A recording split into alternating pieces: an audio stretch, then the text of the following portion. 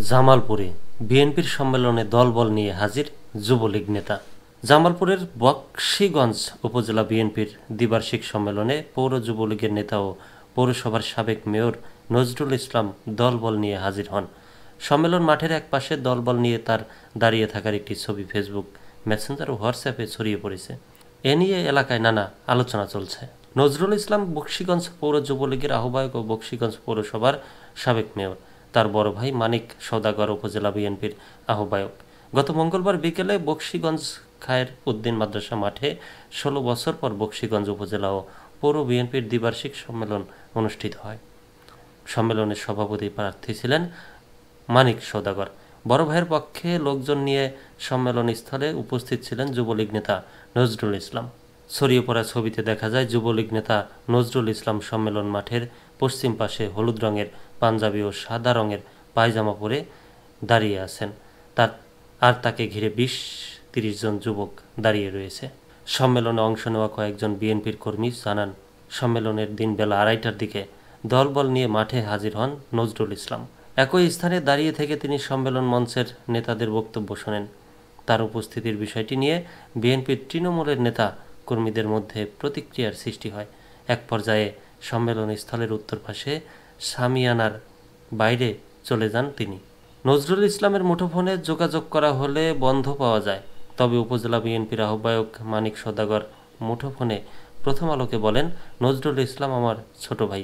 সে সম্মেলনে উপস্থিত ছিল কিনা আমি জানি না। সে এক সময় যুবদলের নেতা ছিল, পরে বিএনপিকে বাঁচাতেই যুবলীগে গেছে।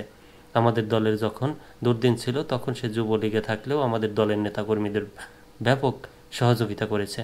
আমরা বিএনপির কর্মসূচি পালন করতে পারতাম না, তখন আমার ভাই আমাদের পাহারা দিয়ে কর্মসূচি পালন করার সুযোগ করে দিয়েছে।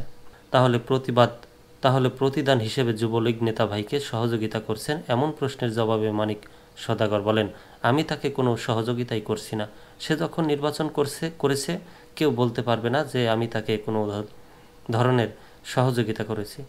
একটা ছবিও কেউ দেখাতে পারবে না। দলীয় নেতাকর্মীদের সঙ্গে কথা বলা গেছে, এক সময় নজরুল ইসলাম উপজেলা যুবদলের সাধারণ সম্পাদক ছিলেন। ২০১৫ সালে জামালপুর ১ বকশীগঞ্জ দেওয়ানগঞ্জ আসনের সাবেক সংসদ সদস্য আবুল কালাম আজাদের মাধ্যমে তিনি যুবলীগে যোগ দেন।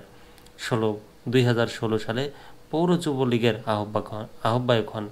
পরে ২০১৯ সালে স্বতন্ত্র প্রার্থী হিসেবে বকশীগঞ্জ পৌরসভার মেয়র পদেও নির্বাচিত হন। এরপর থেকে এলাকায় একছত্র আধিপত্য বিস্তার করতে থাকেন তিনি। পৌরসভার ছিল তার একক নিয়ন্ত্রণ। অনিয়ম দুর্নীতির মাধ্যমে বিপুল অর্থবিত্তের মালিক হন তিনি। ৫ আগস্টের পর বকশীগঞ্জ থানায় পুলিশ একটি ও বিএনপির নেতাকর্মীরা ৩টি মামলা করেছেন। বেশিরভাগ মামলায় আওয়ামী লীগ ও এর সহযোগী সংগঠনের নেতাকর্মীদের আসামি করা হলেও নজরুল ইসলামকে আসামি করা হয়নি। বেশিরভাগ নেতা কর্মী পলাতক থাকলেও নজরুল এলাকাতেই থাকছেন। সম্মেলনের আগের কয়েকদিন ধরে বকশীগঞ্জ উপজেলা ও পৌর বিএনপির দ্বিবার্ষিক সম্মেলন কেন্দ্র করে দলটির স্থানীয় নেতাকর্মীদের মধ্যে তীব্র উত্তেজনা ও বিভক্তি দেখা দিয়েছিল। সম্মেলন ঘিরে দিনভর উত্তেজনা থাকলেও কোনো অঘটন ছাড়াই সম্মেলন শেষ হয়েছে। তবে নতুন কমিটি এখনও ঘোষণা করা হয়নি।